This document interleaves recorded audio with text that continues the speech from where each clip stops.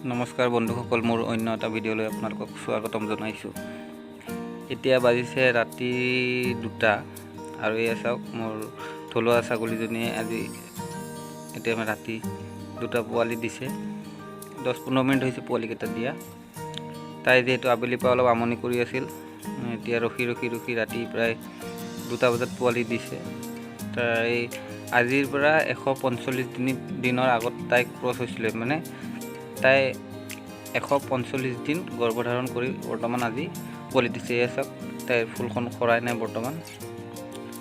আৰু এনেকৈ ৰখি আছোঁ, পোৱালিকেইটা হোৱাৰ পিছত চাফ চিকুণ কৰি ধুনীয়াকৈ ৰাখিছোঁ। এয়া চাওক, পোৱালিকেইটা ভালকৈ থিয় হ'ব পৰা নাই, যিহেতু বেছি টাইম হোৱা নাই পোৱালিকেইটা দিয়া। বহুতে সুধি থাকে যে ছাগলী গৰ্ভধাৰণৰ সময় কিমান। এয়া চাওক, মোৰ আজি 145 দিনৰ পিছত তাই পোৱালি দিছে।